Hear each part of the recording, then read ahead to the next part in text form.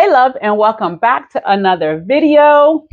For those of you who are new here, I am Pauline. I talk about locks. I talk about some business stuff, but mainly about locks. I am a master loctician. I am a master cosmetologist. I teach people how to do locks, and I help people along their lock journey. And this is probably why you're here. So if you are new here, welcome, welcome, welcome. If you're not, hey girl, thanks for coming back. If you have not subscribed, go ahead and subscribe. Yes, I'm getting all of this out the way in the beginning because y'all don't be watching it till the end when I'm talking about all this stuff. So I'm going to say it in the beginning so you can get the information, okay? So today's video, I'm going to be focusing on a couple of people's questions in the comments. So I am pulling questions from the comments and I'm answering them. So stick around because I might be answering your question. So before I get into the questions, let me give you a couple of updates, okay? Don't go nowhere. Stick around. Stick with me, okay? Update number one. Y'all, I did a new thing. And I'm like so excited but so nervous at the same time. But I did a new thing.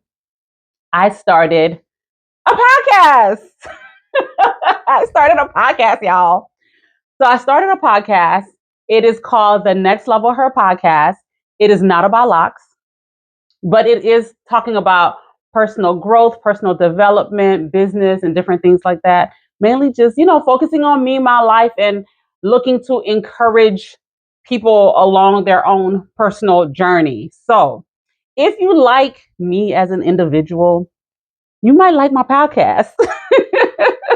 If you like personal development, you will definitely like my podcast. So yeah, I won't be talking about locks. But you see how I talk about lock development and lock this, like that? So I'm going to be focusing on personal development. Don't you want to hear about that? So if you want to rock with me on my podcast, it is the Next Level Her Podcast. I have a YouTube channel, a new YouTube channel for the Next Level Her Podcast. Let me see. Y'all, I only got 8 subscribers on that podcast. And it's because I haven't really been talking about it because I just started it in January, the beginning of, the second week of January. And I wanted to get a couple of videos on there so you have something to go to listen to before, you head over there. So now I have about 3 or 4, let me see. About three or four videos. I'm on Spotify, I'm on Amazon, Audible, or whatever they, listen to. So YouTube, Spotify, Amazon. I will be on Apple once they approve me. They're taking forever. Apple, come on now, hurry up, release, okay? So, all right. So go support me on either of those channels or whatever. Please go support me. I would really love your support. On YouTube, I got 8 subscribers. So if you can give me up to 100, that would be awesome. And let me know your thoughts. Now, don't be judging me now because, y'all, I'm just starting off. And so although y'all might see me confident here, it's easy to be confident when you're talking about practical things. And I'm talking about something that I do. There's not a lot of, there's feelings in it, but it's more so what I do and then just helping y'all with how you do it, how you care for this or whatever. On a podcast, I get vulnerable. I get real. And y'all, I'm a vulnerable person, but it's weird when you get vulnerable to the world because everybody's listening and you're like, once you're done watching this video, don't hop off of this video because I need you here too. But once you're done watching this video, go and support me whatever platform you like to listen to podcasts. Okay. All right. Thank you. And also for all my another announcement for all my lock lovers, my locticians who want to grow in their knowledge of the science of hair and scalp care. I started a membership just for people like you. If you enjoy hair, enjoy talking about locks, and enjoy understanding locks as much as I do, how it develops, how the different characteristics of your hair will allow your locks to form and transform over time. If you like all of that stuff, my membership is just for you. We go deeper talking about the science of the hair, the science of the scalp and the follicles and all of that stuff, and how all of that stuff plays a role in how your locks develop over time. So if you're struggling, if you got clients and they're constantly asking you questions and you're like, girl, I don't know, I'm just here to lock your hair. You want to be able to be confident in answers that you give to your clients. My lock membership is for you, okay? You have monthly trainings. We meet weekly on Zoom where I answer whatever questions that you may have. This is not going to be teaching you how to do locks, but helping you understand locks. So, and we'll listen, we're going to have a ball. We're going to have a time, but come learn. It is a membership, $47 a month. Join, join anytime, cancel whenever. It's up to you. But the membership is there to help support you so you can support your clients. If you're just wanting to come for yourself, this is to help you support your lock journey as well. So those are the two announcements. Well, three, sorry.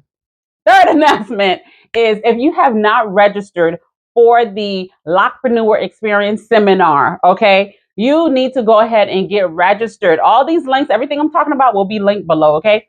You need to go ahead and get registered because the clock is ticking. VIP, I think I got like one spot left. The VIP is pretty much full.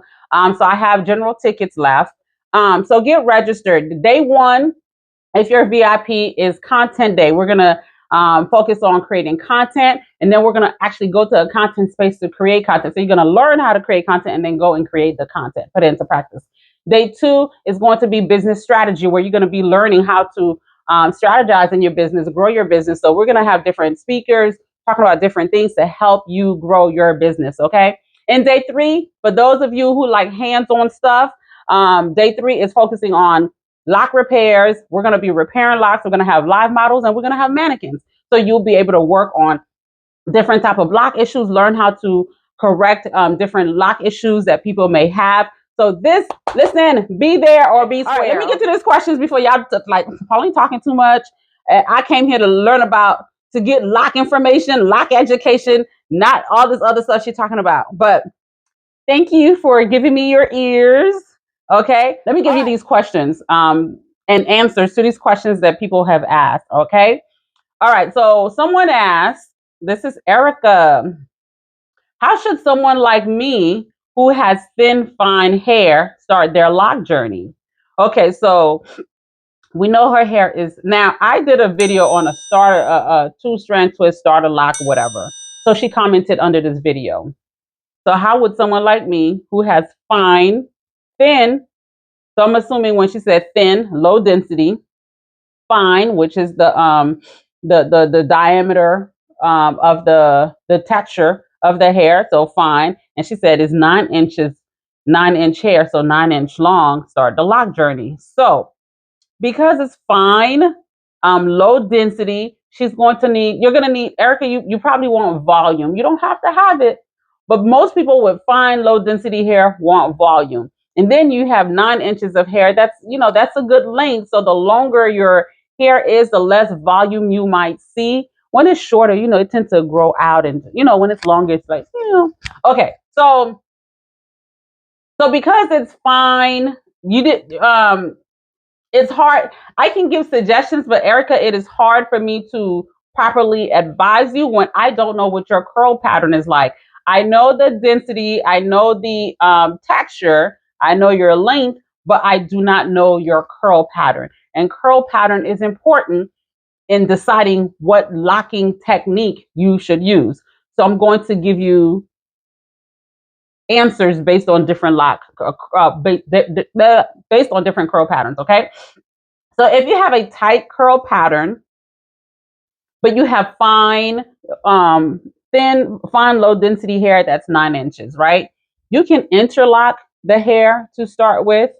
And because it's fine, to give it a little bit more volume, I would do a 2 or 3 pattern. To give it a little bit more volume. So if you're going to interlock, you can do, I would interlock 4, but for 3, you might, to start a 4 pattern, but for maintenance, you might want to do a 2 or 3. But if you want more volume with a tight curl pattern, you can also 2-strand twist to start your journey. You can 2-strand twist and then interlock the base, and then for maintenance, interlock it for ongoing maintenance. But the 2-strand twist will give you more volume than interlocking. That's what I would recommend if you have a tight curl pattern. It's kinkier.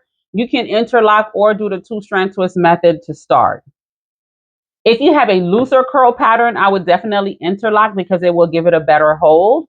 And if you have wavy curl pattern where it's very loose, I would definitely interlock to start. And especially with it being 9 inches, the longer your hair is, the more room there is for slippage. So definitely interlock with a looser curl pattern, interlock to start. Okay. So that would be my recommendation. And then keep in mind, yeah, and with it being fine and low density, I would avoid going too small. So too small would be, to me, would be a 1/8 parts, 1/8 of an inch part size, or even a 1/4 of an inch part size. I can't see your hair. You said is thin. So I don't know how low the density is, because sometimes y'all have a pretty decent density, but to you it might be real. You might think it's really low, but depending on the density, if the density is really low, and I'm looking at you, I'm like, "Where's your hair?" Then I would make the parts bigger, so you can have more strands in the lock, so that you can have healthier locks in the long run. Because when you put locks in your hair, I don't want you to think about right now. I want you to think about 10 years from now, 5 years from now, 15 years from now. What do you want your locks to look like? And you don't want locks that are so thin that 10 years from now, your locks are thinning out because it was too thin to start. So, but if you have like an average density, I would do like a 3/8 of an inch part size, and you could even probably do a 1/4 of an inch part size. But if it's very low density, go bigger. I would do like maybe 3/8 to half an inch. If it's average density, 1/4 of an inch to about 3/8 of an inch. Okay, that's what I would do. All right, so I hope that helped. All right, Erica, moving on. Next question. This is Okay, so this is another video I did about two-strand twists, the truth about two-strand twists. This comment is from, I'm not going to even butcher your name, okay? Because, baby, okay? I don't know. Listen, when you hear this question, you'll know whether it's from you or not, okay? Because I can't even say the name. What if my hair was texturized, not relaxed, and only texturized once? My curls are looser now, though. So this video was about the truth about two-strand twist starter locks on relaxed hair. So this person is saying my hair is not relaxed, it's just texturized, but my curls, because of the texturizer, my curls are now looser. Yes. Typically, when you put chemical in your hair, it alters your curl pattern. Even if you color your hair, if you're bleaching your hair, it's going to loosen your curl pattern. A texturizer loosens your curl pattern. So although it's not straight like a relaxer, it loosens. I gotta make sure I'm still recording. It loosens your curl pattern. So you can still two-strand twist to start. It depends on how much of a chemical damage you have. Okay. If it loosens your curl pattern, but you still have like a deep curl, you can still two-strand twist it. But if it loosens your curl pattern so much to where it's wavy, because I don't know what curl pattern you were starting from. I don't know how kinky your hair was. I don't know if it was deep, kinky, and then you put the texturizer and it just kind of loosened it up a little bit. Or if you had somewhat of a wave, because y'all be swearing y'all don't have good hair.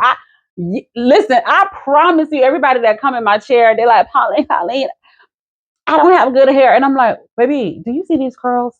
Do you see these curls? It's like I want to snatch the hair out from their head and put it on their lap and be like, do you see what I see?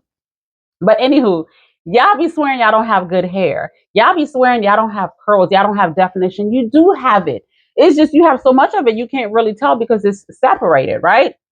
But if you had like a already loose curl pattern and you put the texturizer in it and it loosen it up even more, then I wouldn't recommend a two-strand twist install. I would say interlock it, because with it being too loose, it's a breeding ground for a bunch of bunching.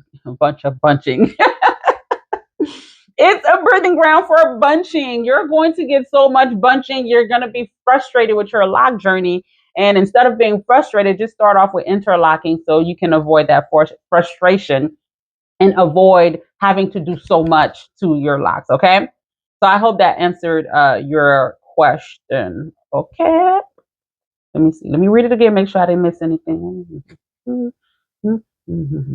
Oh, and keep in mind, y'all be killing me when y'all say, I've only done this once. Baby, once the damage is done, it's done. Once you relax your hair, it's not going to revert to natural to your curls unless you cut off the part that was relaxed and start over. When y'all be flat ironing your hair, y'all like, I only flat iron it once. But if it was flat iron at a high temperature that your strands couldn't handle, and it weakened the and it loosened your curl pattern, baby, there's no turning back. The texturizer is a chemical. There's no turning back. So whether you did it once, that's it. The damage is done. Okay. All right. Next question. How do I? Oh, this. Oh, dang it! I didn't see what video this is under. I don't know what video this is under. I just did a screenshot, so I don't know what video. How do I prevent unraveling? I am 6 months locked. I braid and band when I shampoo my hair. Okay. So this person saying they're 6 months locked. They're dealing with unraveling, but they braid and band. So my question to you is, what shampoo are you using? Are you using a clarifying shampoo? I would recommend using a clarifying shampoo because it kind of help remove some of the oils that our scalp naturally produces, right? So it helped remove some of the oils. A clarifying shampoo kind of help roughen up the cuticles a little bit. So when you during the shampooing process, the cuticles want to kind of come together and love up on each other, right? And kind of band together.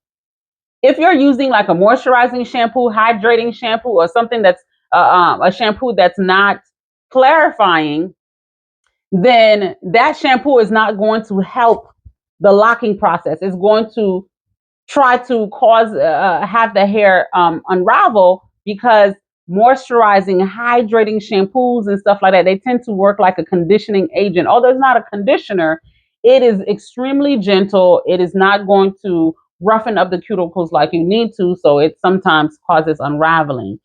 So when you're in the beginning of your lock journey, you have to use a clarifying shampoo. Clarifying shampoos have different I forgot cationic agent. It is the cleansing agent. They have different cleansing agents. So a cleansing agent that would be in a clarifying shampoo. Sometimes you're not going to find it in a moisturizing shampoo. And clarifying shampoos have less oils and humectants and different things like that in it. Whereas a moisturizing shampoo is going to have the oils. It's going to have the humectants. It's going to have the different things that's going to aid the softening and the smoothness of your hair, right? So I would pay attention to what shampoo you're using. And then my second question would be, are you allowing your hair to dry completely before removing it out of the bundle? Once you're done shampooing your hair, you have to let it dry. Let it dry. Don't even take the rubber bands out. Don't take the braid out. Let it dry. Like what they say nowadays, let it cook. Let it dry.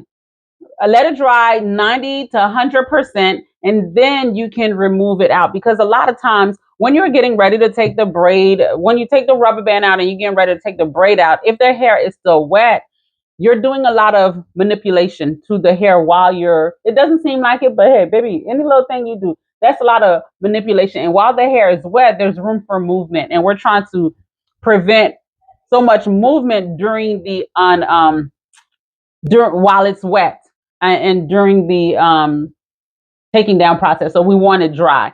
So make sure it's dry. And then what are you making sure that you're not using a rinse out conditioner after you shampoo? Okay. So I don't know what your routine is as far as the products you're using, but at 6 months locked, you should only be using, not should.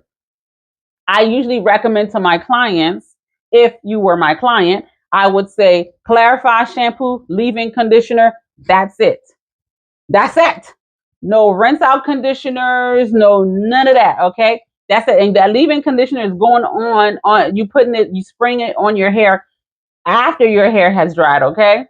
So that's my recommendation. That's what I would recommend, and those are some of the things I would be asking my client if they're like, "Oh, I'm braiding and banding, and it's still unraveling." Well, what shampoo are you using? Are you waiting till your hair dry completely? Are you making sure you're not using any conditioner?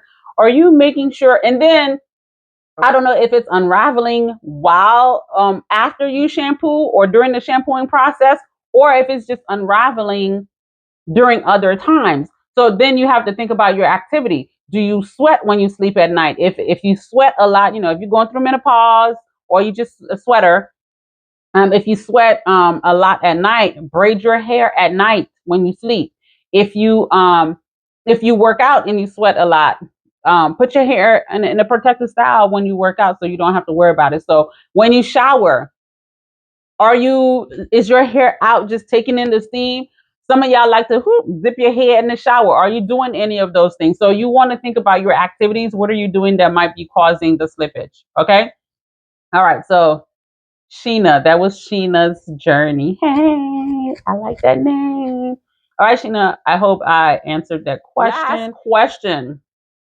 Lavender soul. Ooh, I like that one too.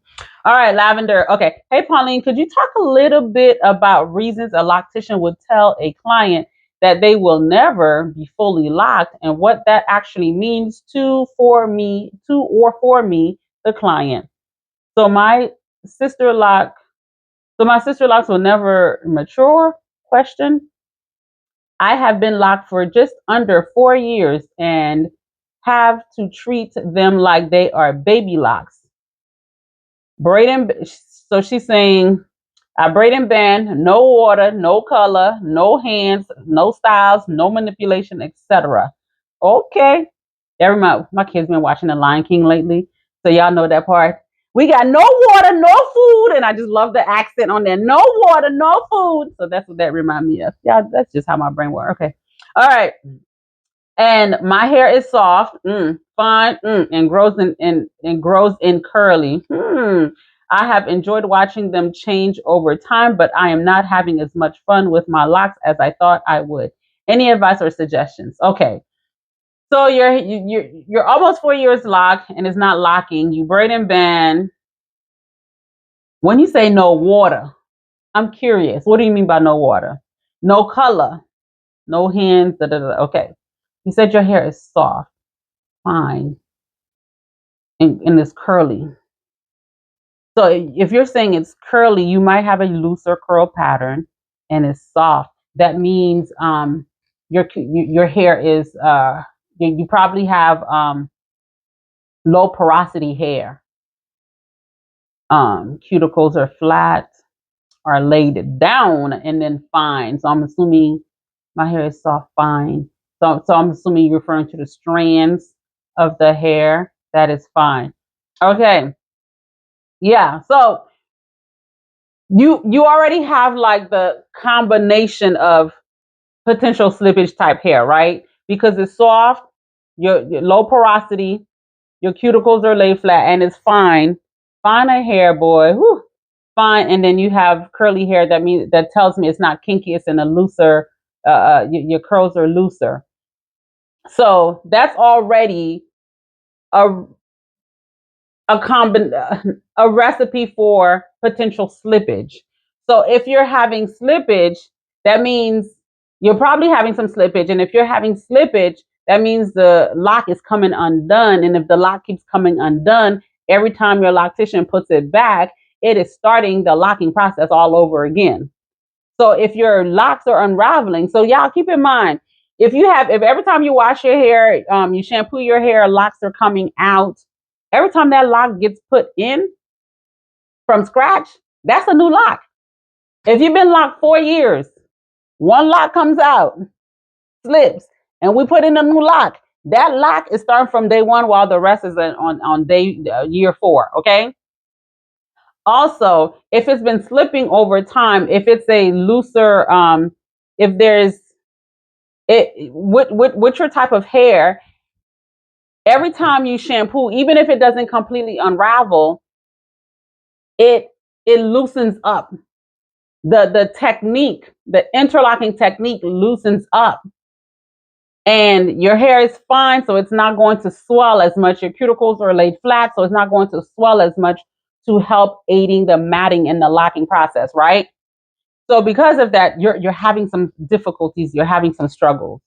And I don't know if your hair has any heat damage from previous before you lock. I don't know if you used to flat iron your hair, press it. If you did not, if you used to flat iron, press it, I don't care if you did it once or twice or whatever. If you had any type of heat damage and you did not cut your hair before, cut the heat damage part off before you lock, that part will not lock. Straight hair does not really lock. Um, the less kinks and waves and bumps and curves you have in your strands, the less it's going to want to lock. If your ends are open, let's just say about a 2 to 3 inches, 2 inches of your ends are open.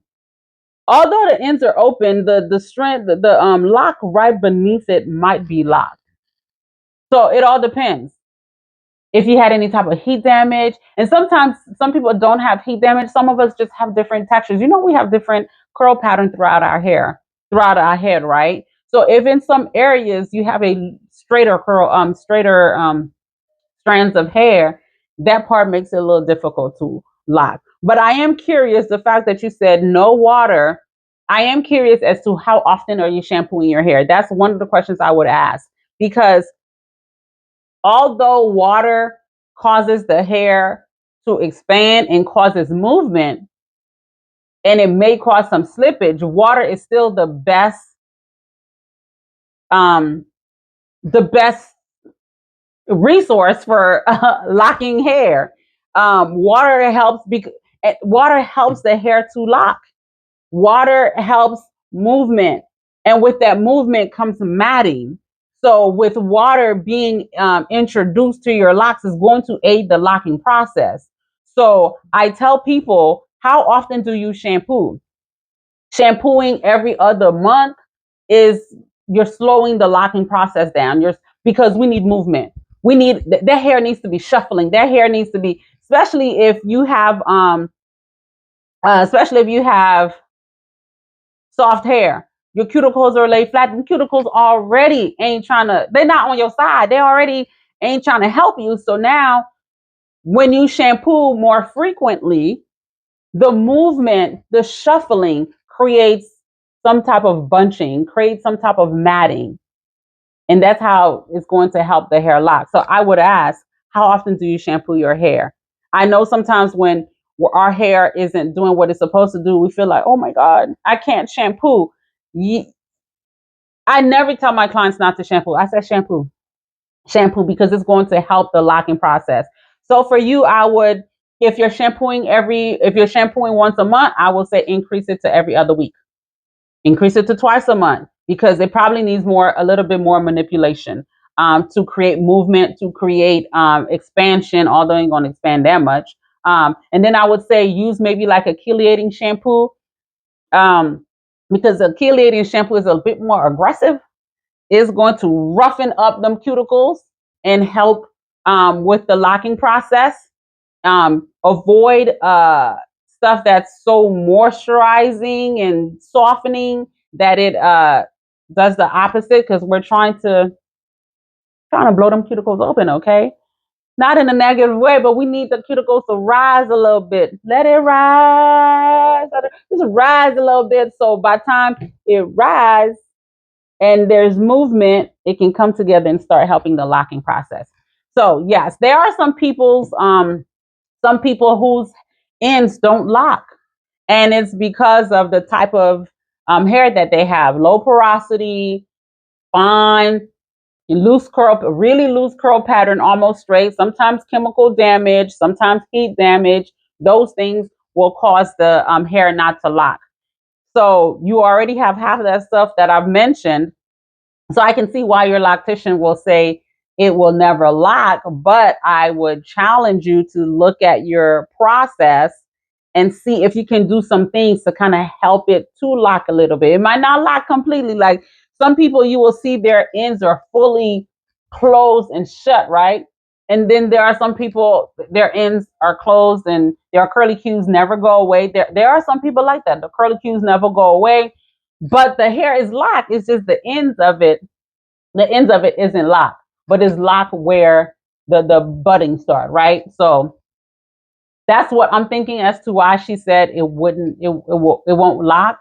Um, I hope that answered your question. I hope that makes sense. You guys put in a comment below because sometimes I could run my mouth and I'm trying to articulate what I am envisioning in my head. And sometimes it doesn't always come out the way I want it to, or the way that you guys will understand it, the way I understand it.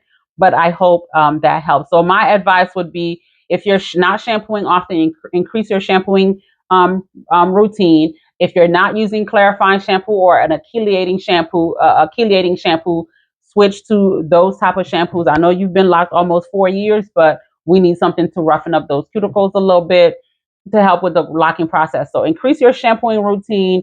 Go to a clarifying or chelating shampoo, and that would be my suggestion or advice to you. All right. So I hope that was the last one.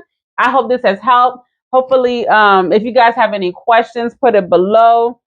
And if I answered your question in this video, just go ahead and let me know. Hey, girl, that was my answer. That was my question. Thank you so much for answering it, and so forth. So I will hopefully answer more questions next time. And I hope to see you guys in my membership, on my podcast. Your girl is podcasting now. What? Oh my Lord. Okay, hope to see y'all on the podcast. And hope to see you at the Lockpreneur Experience seminar. And that's it. So like, comment, subscribe if you have not subscribed. Join the Lock community. And that's all I got for you guys. Thank you so much for watching. Love you guys. See you next time. Bye.